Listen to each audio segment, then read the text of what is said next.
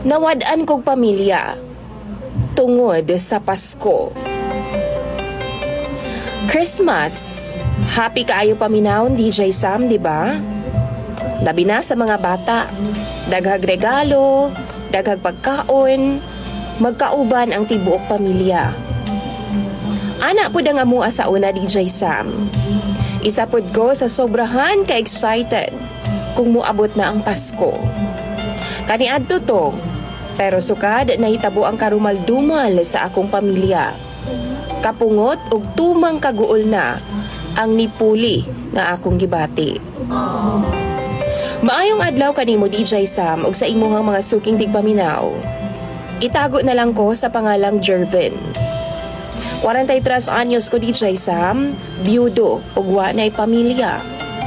14 ka tuig na DJ Sam nga wa na ko gaila og Pasko. Kung pwede pa lang, wa na lay Pasko. Tungod kay atol sa Kapaskuhan DJ Sam, gikuha ang akong tibuok pamilya. Duna ko'y duha ka mga anak DJ Sam. Apan wa na sila karon. Tuan na sa langit. Kauban ang akong mama, papa, manghod ug pinalanggang asawa. December 23, 2011. Christmas party namo sa kumpanyang akong gitrabahuan DJ Sam. Syempre ni tambong jud ko. Daghan man og pahalipay nga padala ang akong amo ni ana. Isa ka sakong bugas, groceries ug uban pa. Plus, pa-take home pa nga mga pagkaon DJ Sam. Medyo galante ang among boss kaniadto. Maong di gyud na ako ma-miss ang Christmas party namo. Alas 6 gisugdan ang among event a DJ Sam. Kay numdum ko DJ Sam bago ko nilakaw na marayig paghaplas ang akong mama. Kay nagsakit daw ang tuhod sa akong papa. Kung naa daw ko'y maagian nga butika, mupalit daw ko. Ug una ko ni adto sa venue DJ Sam. Niapit gyud kog haplas daan. Kay manirado naman na ang butika pag uli namo. Akong manghod, nananghid pa siya nga maghiram daw siya sa akong sapatos pagkaugma. Kay Christmas party sa mga batanon sa among lugar. Akong asawa na marayig paghilot sa iyang ulo DJ Sam. Kay naglain daw ang iyang paminaw nga wa gi daw siya makasabot sa iyang gibati. Pero wa daw siya gibati. Wa lang gi daw siya kasabot DJ Sam. Pero dili pwede kay sayang pod ang ako makuha sa Christmas party. Napay pa-raffle ang among boss sa DJ Sam nga mga appliances. Cash incentives. Dako-dako man gud nga kumpanya nga akong gitrabahuan kaniadto. Akong duha ka mga anak, 4 ug 6 years old, nigukod pa sa akong motor DJ Sam. Nangayo og piso ug ipalit daw og lastiko. Sabay paraig po DJ Sam nga magdala lagi daw kog spaghetti inig uli. Nasanayan sa akong mga anak DJ Sam, asawa og tibuok na akong pamilya. Nga kung mag-Christmas party ko, magpaabot gyud na sila. Kay naaman ko'y dala nga mga pagkaon og saluhan na nila inigabot sa lamesa. Ana lang kasimple ang among kinabuhi DJ Sam. Nangayo pagani og kiss ang akong duha ka mga anak sa kuha bago ko nilakaw. Gipalisdan pa ko sa akong kinamanghuran DJ Sam kay mukatkat man gyud sa motor kay musakay lagi. Bago ko nakalakaw, gilibot pa nako silang duha ka mga anak nako og asawa sa among barangay aron lang jud nga musugot sila nga dili makauban sa party. Nagmotor-motor ming daan DJ Sam. Pero wa na ko damha. Nga mauna di ay ito ang ulahing higayon nga makamotor-motor mi kauban sa akong duha ka mga anak ug asawa. Kay baw pa lang ko, wa na lang unta ko milakaw ni adtong tungura.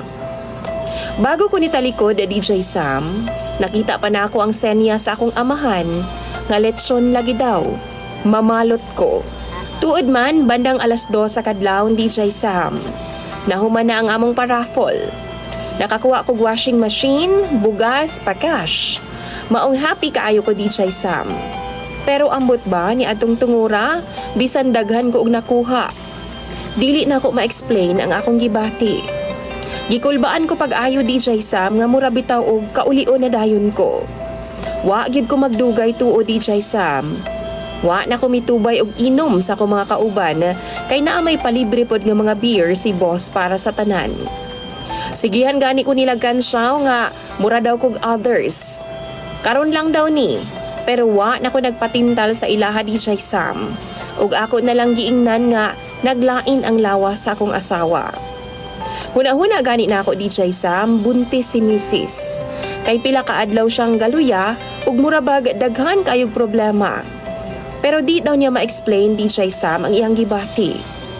Usahay masakpan nako siya nga maghinuktok nga wala lang. Ana pa siya sa ako nga gusto daw siya muhilak. Bisan way hinungdan. Naguol daw siya sa way hinungdan. Dili niya ma-explain. Gibili na ako ang washing sa among opisina DJ Sam. Bugas, groceries lang ang akong gidala.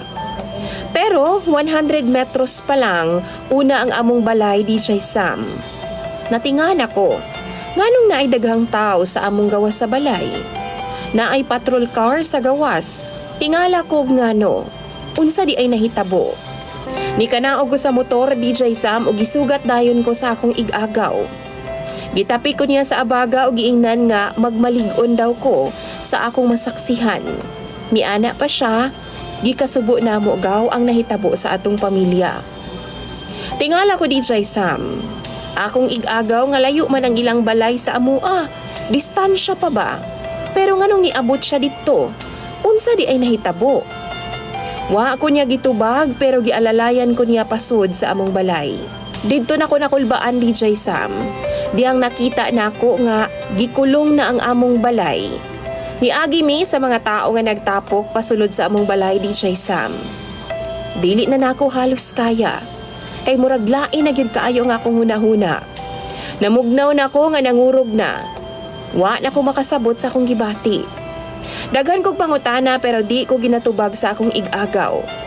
Layo pa lang pero nakadungog na kog danguy-ngoy sa sulod sa among balay DJ Sam.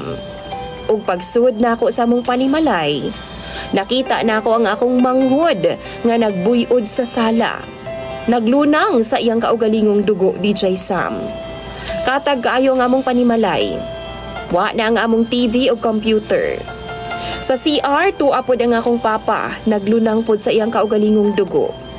Akong mama naa sa kwarto nila papa. Wa na po'y kinabuhi. Ug ang akong asawa ug mga anak naa sa among kwarto, naglunang na pod sa ilang kaugalingong dugo. Nawala ang tinigom namo sa akong asawa DJ Sam sulod sa dugay ng panahon. Naa siguro to sa mga 176,000. Mga alahas sa akong asawa ug sa ako ang mama. Relo sa akong manghod ug ingon man sa akong amahan. Nakita sa mga pulis nga mga kawatan ang nisulod sa among balay DJ Sam. Ice pick o kutsilyo nga lain pa ang gigamit nila sa pagpatay sa akong tibuok pamilya. Ang suspect DJ Sam, isa sa mga pag-umangkon sa akong asawa ug naa siya'y mga kauban nga mga batan-on pod sa among lugar. Ang uban wa na namo mailhan. Nasayran pa nga gi-rape pod ang akong asawa DJ Sam. Why sama kahalang sa mga kaluluwa sa mga suspect DJ Sam. Ang nahimo nilang master, ang pag-umangkon sa akong asawa nga gawas sulod na sa among panimalay. DJ Sam, nadakpan tuod ang mga suspect. Apan nahugno na nga akong kalibutan. Nawala na nga akong pamilya. Ug bisan patyon pa nako silang tanan. Dili na mabalik ang kinabuhi sa akong tibuok pamilya. Tungod sa Pasko, nawala ang akong pamilya. Siguro, kung nga na ako ato sa balay, basin masave pa nako ang akong tibuok pamilya. Or, uban na lang ko nila. Kailain kayo paminahon DJ Sam nga nawa silang tanan, ugwa man lang ko'y nahimo. Nabilin ko nga nag-inusara. 14 katuig na pud kong patay DJ Sam, ug di na nako malimtan ang halakhak sa akong mga anak sa palibot sa among panimalay. Sungugay nila sa akong manghod. Lalis sa akong mga ginikanan sa ginagmay lang gyud nga mga butang. Kayaw-yawan na sa akong asawa. Kamaasikaso, sweetness, ug ang iyahang pagkasya. Ingon sila mag-move on na daw ko DJ Sam. Pero unsaon? Dili anak kadali. Karon na makadungog lang ko Christmas song, maglagot yun ko. Di na ko kaya nga mo attend og mga Christmas parties. Tungod makahinumdum lang ko sa akong pamilya nga namatay anang panahona. Usahay madamguhan ako sila og malipay na ko ana.